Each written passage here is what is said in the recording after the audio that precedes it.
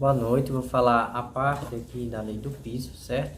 É a lei 11.738 do ano de 2008, certo?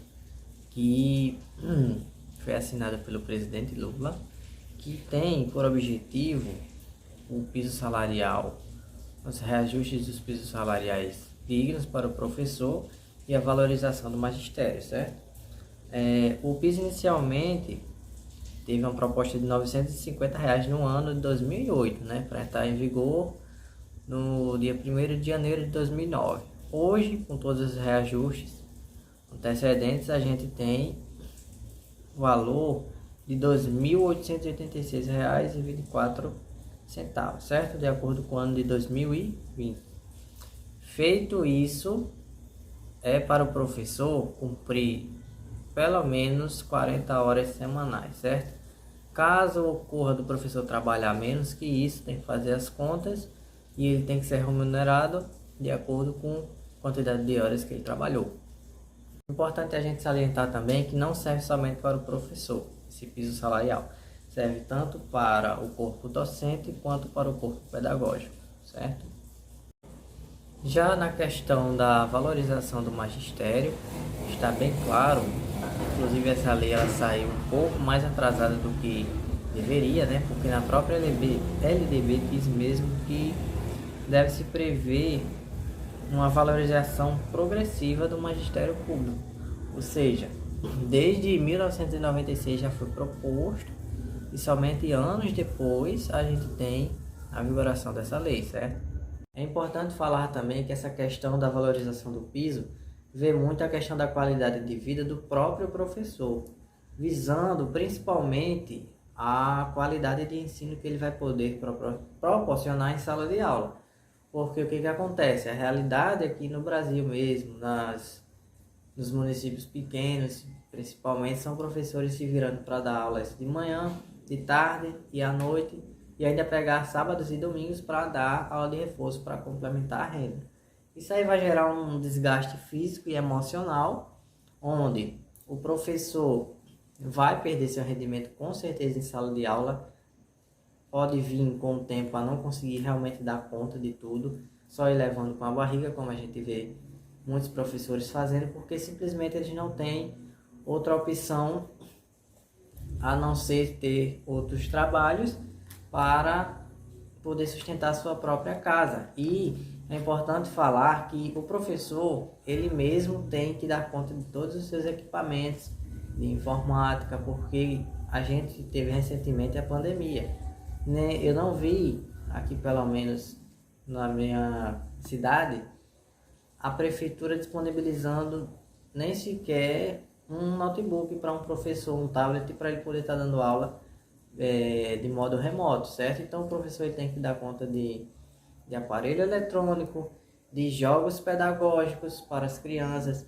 Muitas vezes as crianças elas vão para casa com, como que diz, com brindes, com presentes, de brincadeiras que não foi nem a escola, nem o município que deu, foi o próprio... Vitor cortou aqui. Foi o próprio professor que conseguiu com seus recursos, né, tirar do seu próprio salário, que eu particularmente acho isso um erro. Isso é inadmissível, um professor tirar seu salário, parte do seu salário para dedicar à escola, sendo que a escola tem sim recursos, a escola, o Estado tem sim recursos para arcar com tudo isso, mas simplesmente não arca. A realidade é essa, certo?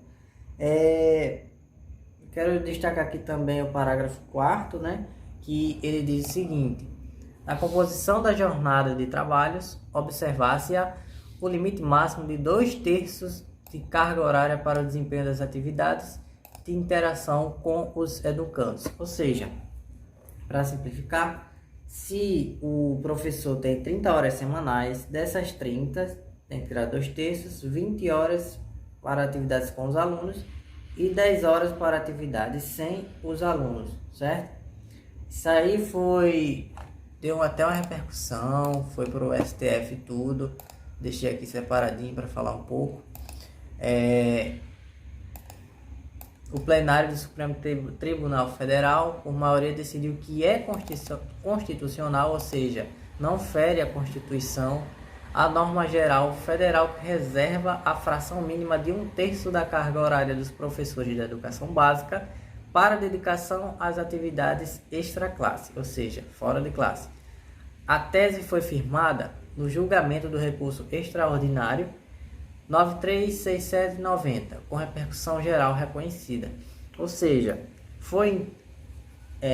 houve intervenção do STF achando que não era constitucional, pois limitava o Estado ou até mesmo a cidade de determinar o que o professor tem que fazer em suas horas semanais. Ou seja,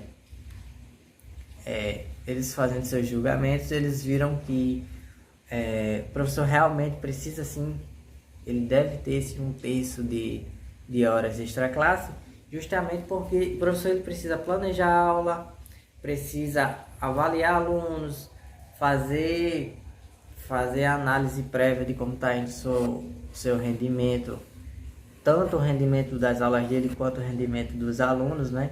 Porque o processo ensino-aprendizagem, o professor ensina, sempre vai esperar o melhor do aluno e ele tem que identificar quando a sala não está indo bem. Isso aí são pouquíssimos exemplos, mas creio que os mais importantes, né? De como o professor precisa assim desse 1/3 da carga horária trabalhar solo, né?